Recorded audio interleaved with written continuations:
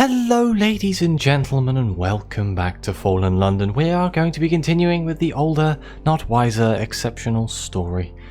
And we are meeting the octogenarian downstairs in the bridge club. The octogenarian is calling for you and Albert. Get ready, it's time. When Albert doesn't immediately respond, one of the twins sticks her head around the door. We need to go now. The brandy will be in the warehouse tonight. This is it.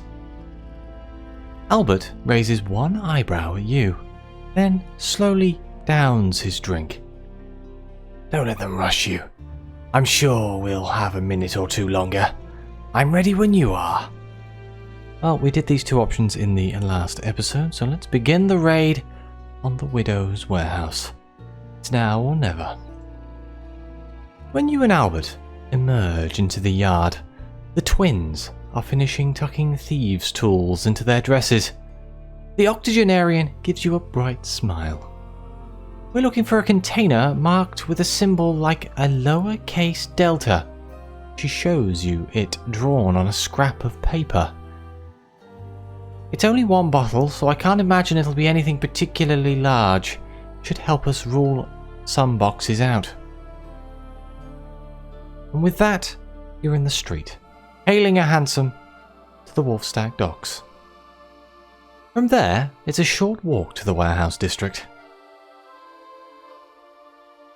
The prankish octogenarian signals the group to hang back in an alley. She glances at a large building across the way, squashed between two crumbling townhouses. The warehouse has high walls with few windows. The doors are heavy, locked and guarded. It will not be easy to get in. We're going to loiter in the darkness. Hold back in the alley. Observe the building and its surroundings.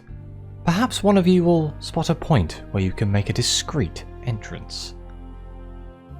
The jaded sister is the first to speak. We can't get in at ground level, but what about the roof? I've never seen a warehouse without a skylight, and they won't expect anyone to come from the house next door. It might be possible. The prankish octogenarian considers the buildings for a moment. And we should unlock the warehouse doors from the inside. We'll get out easy enough.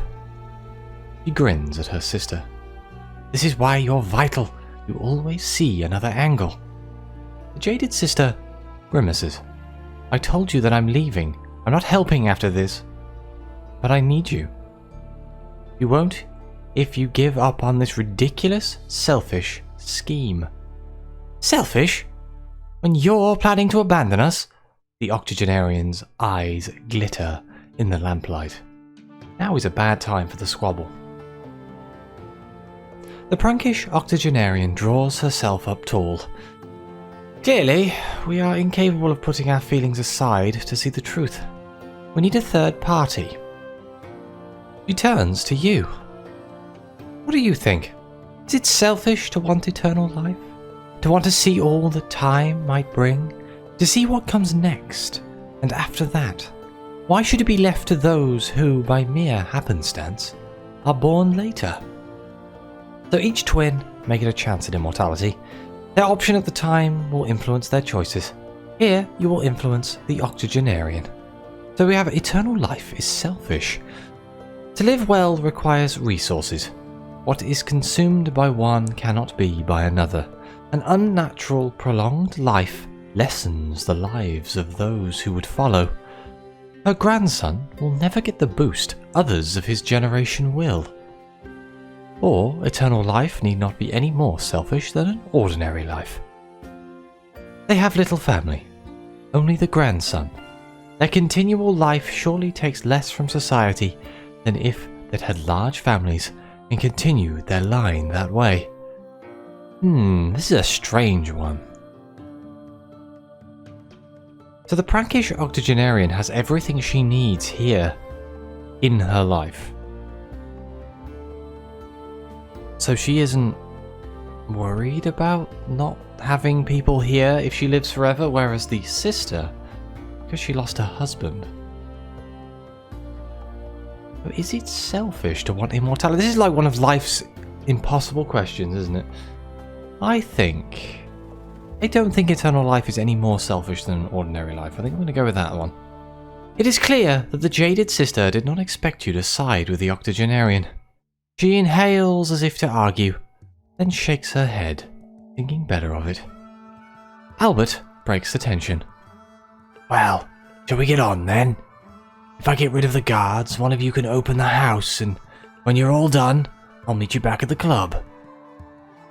The jaded sister sighs. I don't think I'll have any trouble with the lock. The prankish octogenarian reaches for her hand and gives it a squeeze. Makes a change being a decoy, says Albert. But I've worked with you two experts long enough to learn a few tricks. So the prankish octogenarian's opinion has shifted. She is more positive towards the idea of immortality. Uh-oh. I'm sure it's fine. Before anyone can intervene, Albert has staggered out onto the road beside the warehouse. His cough has returned. Deeper, thicker. His face is florid and sweating. When he sees the warehouse guards, he heads straight for them, calling for help. Please. He looks as if he's struggling to swallow. Get me some water. He latches onto one of their arms for support, whether it's out of kindness or concern for the attention he's drawing to the warehouse. The guards are briefly entirely occupied, so let's urge the sisters onward. The octogenarian is watching Albert with concern. Perhaps his performance is too good, but he's taken the risk for her, so she must take advantage of the moment. After a quick check, the three of you rush to the doorway of the house beside the warehouse. The jaded sister pulls a set of knifers from her corset. She works quickly, but mutters under her breath as she does. I still think this is wrong. Look at the company you'll be keeping. The masters, the gracious widow. I heard rumor she was a princess once. Doesn't that tell you everything you need to know? The octogenarian glares. The sister continues. Only the rich and powerful, those who believe they are better than others, live forever. Here, you want to be one of them? The lock clicks. The door is open. The prankish octogenarian waits till you're inside the building and the door quietly shut behind. She listens for occupants and quietly checks the nearby rooms. Finally, she responds to her sister's jib. You, of all people, think I'm like the masters? She stares at her sister with genuine puzzlement. How could you? I don't want to rule anyone. I just want to live and maybe shake things up a bit, make life better. The jaded sister turns to you. You don't understand, do you? To strive for eternal life is to think you deserve it more than anyone else. Ooh, that's a valid point, isn't it? Two options. The only person you can trust with eternity is yourself. If eternity is an option, a person should take it. It's not elitism. It is just that you are the only person you can truly control. You could try to change things, improve the world for the better, but you certainly can't rely on others to do so. Or is it arrogance to believe that you have the wisdom to know what's best? Even if you go into eternity with good intentions, why should you be better equipped to make decisions than others, especially those who'd come later? Yeah, I'm definitely going for the top option here. So you agree eternity is a responsibility? The jaded sister frowns. You just shouldn't trust it to anyone but yourself, she half laughs. And evidence that I'm trustworthy is that I even have this worry, or is that pushing it too far? The prankish octogenarian rolls her eyes. We shouldn't waste time. If we head to the top floor, we can work out our path from there. She has already turned and made for the stairs, so we've shifted the jaded sister's opinion towards the idea of immortality. The stairs spiral upwards several floors. It is a large, once beautiful building, now fallen into disrepair. The cause is not difficult to guess. The curtains are black. Rooms have been tidied away, furniture covered in sheets. When the prankish octogenarian peers in a wardrobe, the clothes are all somber. This is a house which entered mourning and never left. The twins speak little. The quiet of the house is weighing on them. When the octogenarian makes a mild joke while clambering into the attic, her sister acts as if she has not heard. Well, let's climb onto the warehouse roof. It is barely even a jump from the attic window. Let's climb onto the warehouse roof. It is barely even a jump from the attic window. The prankish octogenarian goes first and reaches her hand out to you in jovial courtesy. You scramble across, disturbing a couple of roosting bats. The three of you wait to see if the noise has drawn attention, but all is well. The jaded sister sits on the windowsill, with her eyes shut, breathing heavily, as if bracing herself for what is to come. Is she scared of the drop? Before you can ask, she pushes herself across and stands beside her sister. Wasn't the house enough to persuade you? Can't you understand? The octogenarian appears genuinely puzzled by the outburst. The three of you stand on the roof of the warehouse by a filthy roof window. It should be easy enough to prise it open. The twins, however, are distracted from the task. The jaded sister takes the octogenarian's hand. You know I still miss him, even now. She shakes her head. If you get enough brandy, you'll live forever, but everyone else won't.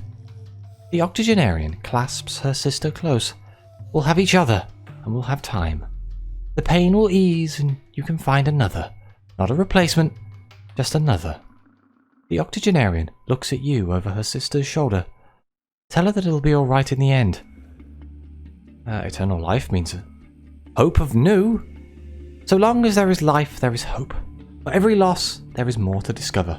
You will gain so much that is taken, and the bitterness will make the sweet so much sweeter. Or eternal life will always mean sorrow. If you live long enough, you will lose everyone you love. You will carry that loss with you forever. Yeah, I'm definitely the top option on this one. See? The octogenarian holds her sister's shoulders. There's always more, and if you live long enough, you'll find it. That's a certainty. Her sister sighs. You always were an optimist. Long enough can be too long, you know. The octogenarian is having none of it, however. The twins clamber over to the roof window. The prankish octogenarian pulls a glass cutter out of a boot. The jaded sister shakes her head and pulls two thick wires from her sleeves. The window isn't locked, only stiff with rust. It is faster and quieter to work with wires into the frame to haul it open. Let's enter the warehouse. You've come this far, there's no point going back. Your luck is in. The window is above a gantry. It is only a short distance to drop. You land with a clang, but uninjured. The twins follow you down. The three of you huddle in the dark, waiting to see if a guard responds to the noise. Nothing. You are safe. The warehouse is pitch black. The doors are closed tight, and the street-facing windows are sealed up. You can risk a little light. You'll have to if you're to find the crate marked with a delta symbol. You unshutter your lantern, creating a dim pool in which you can see. The warehouse holds a vast motley of unsorted goods. Stacked by the main door are several bales of gem-coloured silk, so soft they must have come from Vestia. The gantries are piled with sweet-smelling wooden boxes made from rosewood and cedar.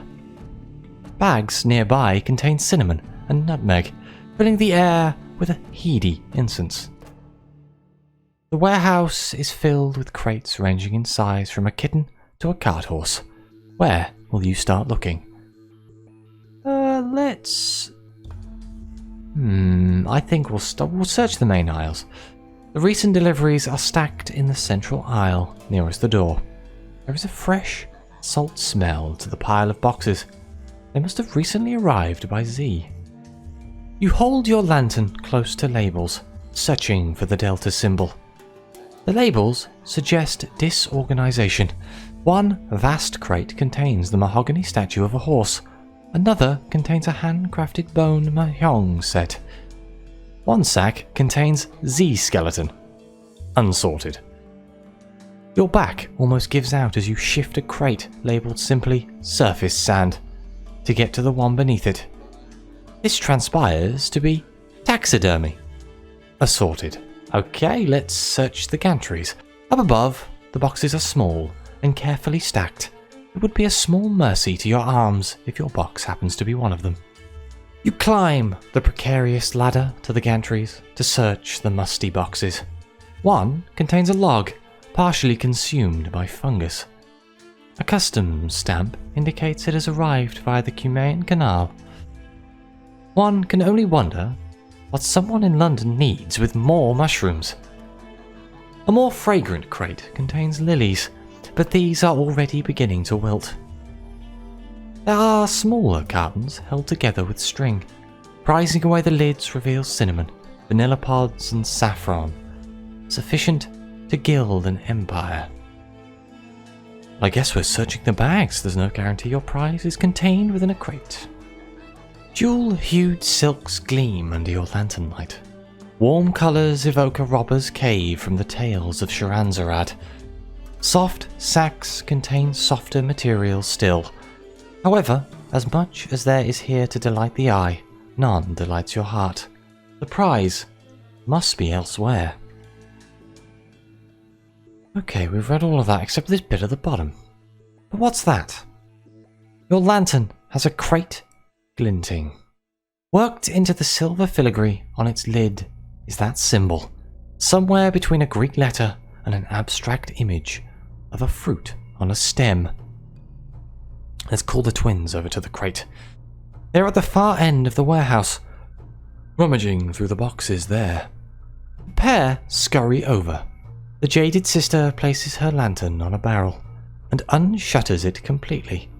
The bright light sets all three of you wincing. That's it!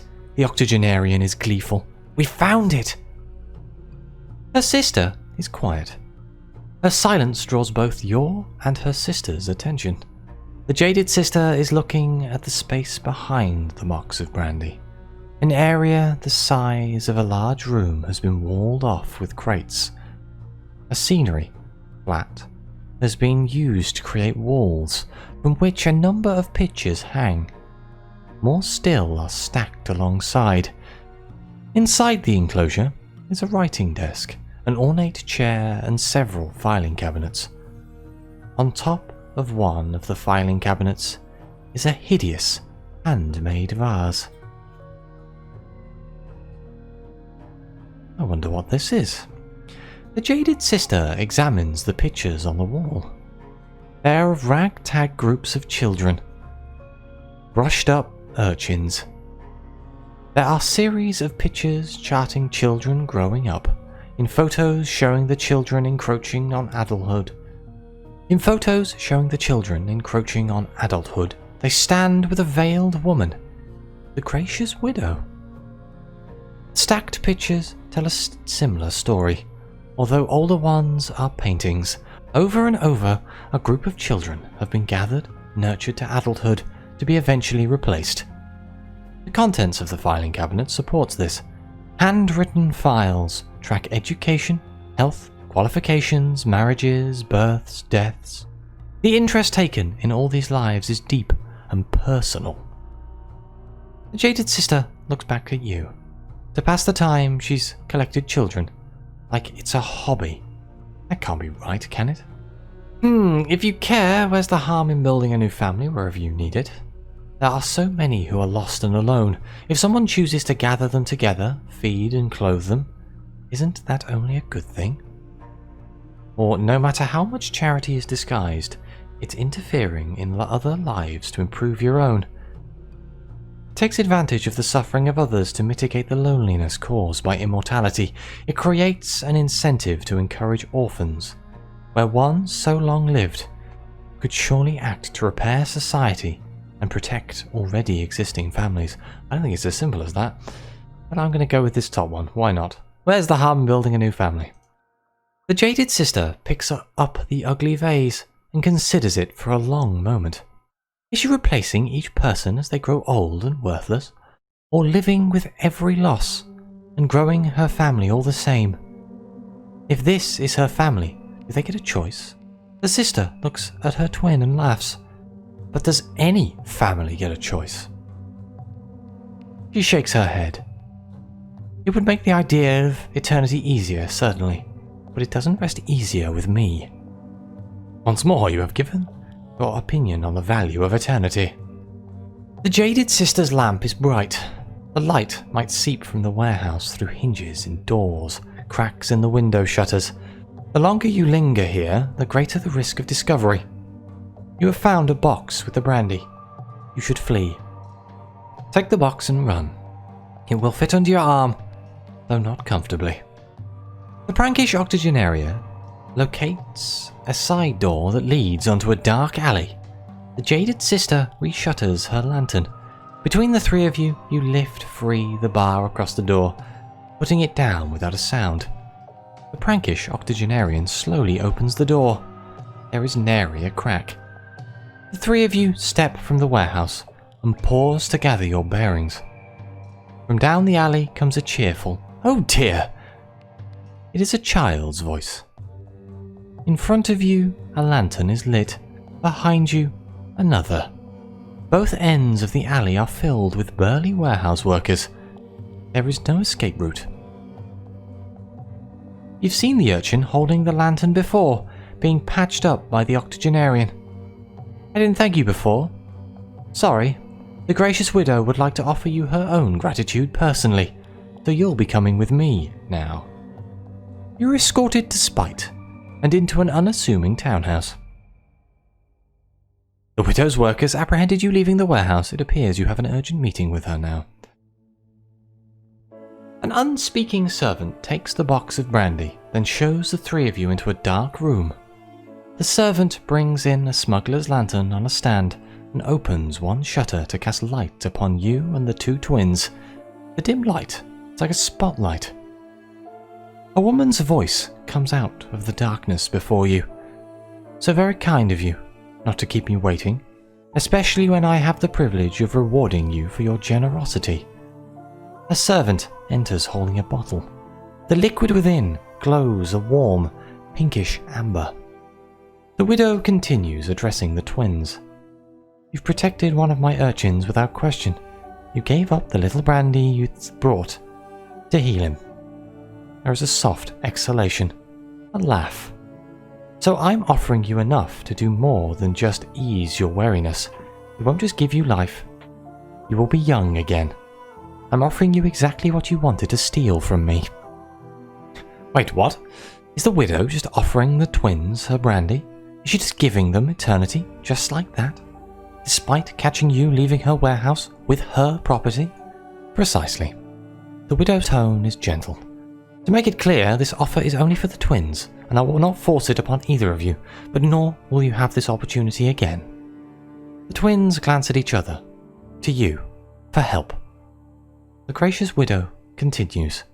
There are terms, of course, and I will not let you go into this without pertinent information. Albert rejected my offer. He described himself as too old to face youth again. The servant twists the cork from the bottle. The room fills with the honeyed smell of a peach orchard. The air grows thick, like a hot summer's day. After drinking this, you will immediately leave London. Your new youth would risk causing me inconvenience. If you stay, London would see the change. Guess the cause. Come flocking and clamouring to me. That would be tiresome. And wherever you go in the Neath, you will be at my disposal for me, for as long as I require it. The widow continues. Of course, you can continue as you are, scraping together the coin to buy sips of my brandy. When you tire of your old age, you can simply stop. Or you can stop now. The servant lays out 2 glasses, but does not pour. The widow addresses the octogenarian. As the instigator of your last escapade, you shall decide first. What'll it be? The octogenarian turns to her sister, who shrugs. She turns to you. What would you do if you were me? Okay, so we have 4 options. She should take this shot at immortality. Isn't this exactly what she wanted? Eternal life and her youth. She should accept the offer and seek a way to reverse it. Youth and immortality is clearly tempting, but eternity with no chance of an ending could be hellish. She should take this, but dedicate work to ensure that one day she can die. She should keep extending her life but not become immortal. Would she really be a youth again? She takes such delight in subverting expectations of those who treat her as old. This would irreversibly change everything. Or she should let herself age naturally. She lived a longer life than most. To reach for more is hubris. She should let others have their time. I think she should take a shot at immortality, that's what I think. But maybe seek a way of reversing it? Let's go with that option. Oh, she thinks less of the idea, whoops. That's a little morbid, don't you think? But I see your point. Need sight of death to relish life and all that. The octogenarian smiles weakly. I'm not certain about growing young. I just thought it would be more of this. She gestures towards herself and her sister. I didn't enjoy every aspect of my youth. The prankish octogenarian reaches for her sister's hand and gives it a squeeze. She closes her eyes, takes a deep breath and turns to the widow. I'm going to do it. Who could turn this down? To be young again and to explore the world. And all I have to give up is London? Very well. The widow's voice holds no trace of judgment. I will put the same offer to your sister. The jaded sister has been so staunchly against her twin's plan for immortality, but has she had a chance to think through the implications of such a life? Now that her youth is being offered back to her, now that she's on the spot, is she still so against the idea of eternity? The jaded sister stands, looking into the dark towards the gracious widow. The widow's voice is warm but firm. You need to decide now. The jaded sister turns to her twin, who shrugs. She looks at you. Should we give them both the same advice? Because these are the exact same options here. You should accept the offer but seek a way to reverse it. It could be the best of all worlds, youth, eternity, but with ending to give such a long life value. You'd have to take the risk that you might never find it, however. I'm surprised you'd say that, after all I've said on this subject. The jaded sister chews her lip. Being young again, being respected rather than pitied, and if I change my mind, I'd have the time to find a solution. It's certainly a harder decision once it's right in front of you. The jaded sister turns to face her twin. You dragged me into... No, I followed you. It was always my choice. I'm not following you anymore. This is my decision. I'm going to do it. But nothing is truly forever. I'm going to make sure that's the case here. There will be an out, if I look hard enough. The sister turns to the widow. I want to work for you. I'm sick of London. I'm happy to explore the Neath, and whoever I lose from here, I'll be sad, but I'll have the memories. It is a relief to reach a decision, don't you think? The widow sounds entirely sincere. Thank you for your answers. The widow's servant closes the shutter on the lantern, plunging the room into a darkness only alleviated by the faint glow of the brandy. From the rustle of clothing, the widow has stood up. I hope your decisions bring you satisfaction. You hear her voice close to your ear. I'm afraid I must ask you to leave, that I might conclude my business with your companions. The door opens. Your exit is the lit hallway. Do not try to steal from me again. I thought better of you, but this once I shall forgive someone who was merely assisting their elders. Oh dear. Be shown out. A grey-suited servant stands holding your coat. Another already has the front door open. You are hurried through the hallway and outside. A fog has fallen over Spite. You can barely see as far as the pavement. As you turn to leave, the grey-suited servant coughs politely. Before you go, he says, handing you a bottle. Compliments of the gracious widow. and with that, the door is shut. You loiter under a street lamp to check the vintage. More valuable than a Greyfield's, certainly, but nothing compared to the bottle of the widow's brandy. Is this a taunt or a consolation gift? Got a bottle of air-ag? We always seem to get a bottle of air-ag, it's wonderful. Let's go to the epilogue. Days have passed since you were evicted from the widow's chambers. You've seen neither hide nor hair of the prankish octogenarian or her friends. The spate of thefts are old news.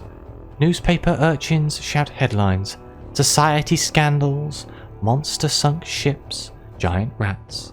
Has the octogenarian gang disappeared just like that?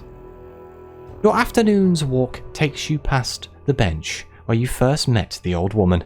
Sitting there, looking up at a swirl of bats, is a familiar face. Albert's here. Let's speak with Albert. He looks lost in thought. Perhaps he'd appreciate the company. Albert jumps when you join him. It's good to see you. I was just thinking of before and wondering whether that was it for me, he shrugs. I've made my choice. I've come to terms with it. Albert hasn't seen the twins since that night with the widow. They came by the bridge club to say goodbye and shipped out the same night. To the elder continent, I think, but they were being cryptic. He pauses, fumbling for the right words. They were beautiful young women, still formidable, and when I looked at my love I could see how she could grow into a woman I adored. But, he grimaces, she's far too young for me. Is it wrong to say I'm glad they have left? I felt like her grandfather. He perks up. Their grandson is set to inherit. He'll make a huge difference. He's just a child and was struggling. I'll keep an eye on the family while I can. And with that, his small talk fades into a warm smile. Okay, continue on your way. Time waits for almost no man. A baby squalling shatters the quiet. An elderly woman folds over the pram, soothing the child. Its mother, restraining an infant from running into the path of a hansom cab, is effortlessly grateful. Further down the road, two youths engage in friendly sparring, perhaps to impress the young woman walking by. London continues, as London always will, till the next city. Oh, that's ominous. Thus ends Older, Not Wiser. And with that, I will end this episode here. Thank you very much for watching. If anyone did any of the other storylines, please let me know in the comments down below. I'm interested to find out what happens if you make them not be immortal. And like, subscribe, let me know what you think. And as always, I'll see you next time.